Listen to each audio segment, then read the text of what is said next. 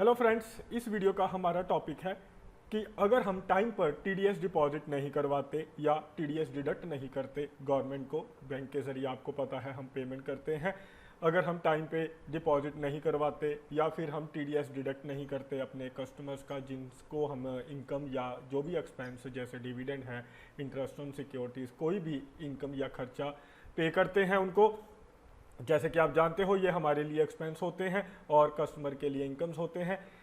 तो जब हम उनको ये पे करते हैं तो उस टाइम अगर हम टीडीएस डिडक्ट नहीं करते या लेट डिडक्ट करते हैं तो उस केस के अंदर हमें इंटरेस्ट पे करना पड़ता है, लेट फीस पे करनी पड़ती है या पेनल्टी पे करनी पड़ती है। तो उनका ट्रीटमेंट हम कैसे करेंगे? जैसे आप अकाउंटिंग वाउचर में जाकर जब पेमेंट करते हैं, इनका ट्रीटमेंट तब होता है जब हम पेमेंट करते हैं। यहाँ पे जब हम पेमेंट करेंगे हमने यहाँ पे ऑल्ट एस प्रेस करना है और हमें पेमेंट टीडीएस की करनी है। कौन सी डेट से लेकर 1 मार्च से 31 मार्च तक यहाँ पे हम डेट डालेंगे जिस पीरियड का हम टीडीएस पे कर रहे हैं। यानी कि जब हम टीडीएस पे करते हैं उस टाइम हम जो भी इंटरेस्ट पे करते हैं या किसी तरह का आपको पता है जैसे लेट फीस पे करते हैं या कोई भी खर्चा हम गवर्नमेंट को एज अ पेनल्टी के रूप में, इंटरेस्ट के रूप में और लेट फीस के रूप में जो पे करते हैं वो एंट्री डालते हुए टीडीएस की हम उसका साथ में ट्रीटमेंट करते हैं। जैसे ये हम सेक्शन 193 का ये जो इंटरेस्ट ऑन सिक्योरिटी है, नेचर ऑफ पेमेंट, इसकी पेमेंट कर रहे हैं और जो डिडक्टी है वो ऑल आइटम्स यहाँ पे सिलेक्ट कर रहे हैं, यानी कि वो कंपनीज भी हो सकता है या नॉन कंपनीज भी, और रेजिडेंट स्टेटस रेजिडेंट। और उसके बाद यहाँ पे हम आईसीआईसी बैंक के जरिए पेमेंट कर रहे हैं और जब ये देख सकते हो अमाउंट आ जाएगी, ये टीडीएस की अमाउंट आई है जो हम टीडीएस दे रहे हैं। लेकिन जब हम ये टीडीएस की अमाउंट देंगे साथ में हमें ये इंटरेस्ट भी देना होगा।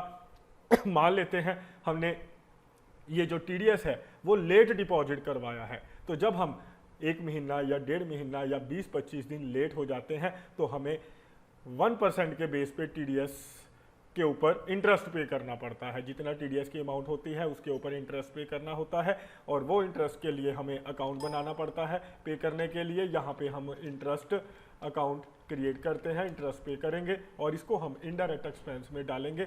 ये हमारे बिजनेस का खर्चा होता है, एक्सपेंस है। और इज टीडीएस एप्लीकेबल यहाँ पे हम एप्लीकेबल करेंगे और यहाँ पे हम सिलेक्ट करेंगे किस नेचर के बेस पे हम ये टीडीएस इंटरेस्ट पे कर रहे हैं, यानी कि कौन सी नेचर के ऊपर टीडीएस ये कैलकुलेट किया गया है। अगर आप चाहते हैं कि जितने भी आपने ये नेचर क्रिएट कर रखे हैं, जैसे इंश्योरेंस कमीशन है, इंटरेस्ट ऑन बैंक डिपॉजिट है, इंटरेस्ट ऑन लोन है, या फिर कोई भी यानी कि जो नेचर हमने क्रिएट कर रखी है, रेंट ऑफ बिल्डिंग है, तो किसी के ऊपर भी अगर हमने इंटरेस्ट पे किया है तो इसी अकाउंट में आना चाहिए। यानी कि ये इंटरेस्ट अकाउंट हम सभी के लिए कॉमन रखना चाहते हैं तो यहाँ पे आपने एनी सेलेक्ट कर लेना है कि किसी के लिए भी आपने अगर किसी केस में भी इंटरेस्ट पे किया है तो इसी अकाउंट को हम यूज़ कर सकते हैं। तो जैसे ही आप ये अकाउंट क्रिएट कर लोगे, यहाँ पे यूज़ करोगे इंटरेस्ट अकाउंट, आपके सामने एक नई ऑप्शन आ जाएगी टाइप ऑफ पेमेंट कि ये आप किस तरह की पेमेंट कर रहे हैं। इंटरेस्ट की हम पेमेंट कर रहे हैं तो यहाँ पे इंटरेस्ट सेलेक्ट करेंगे। अगर हम लेट फीस पे करते हैं, लेट फीस का मतलब आपको पता है कि हमने ये जो टीडीएस डिपॉजिट करवाना होता है हर महीने की 7 तारीख से पहले करवाना होता है, यानी कि अप्रैल का टीडीएस मई के 7 से पहले। अगर हम मान लेते हैं 2 दिन लेट हो जाते हैं या 3 दिन तो हमें पर डे के हिसाब से 200 लेट फीस पे करनी पड़ती है। तो उस केस के अंदर हम ये लेट फीस का अकाउंट बनाएंगे। जैसे हमने इंटरेस्ट का अकाउंट बनाया है बिल्कुल सेम लेट फीस का अकाउंट बनाना है, इंडायरेक्ट एक्सपेंस के अंदर, और एप्लीकेबल देना है। और एनी के अंदर आप सिलेक्ट कर सकते हैं कि टीडीएस आपने किसी के ऊपर भी लेट पे किया हो तो आप ये अकाउंट सेलेक्ट करोगे लेट फीस का अकाउंट बनाकर, और ये लेट फीस सेलेक्ट करना है।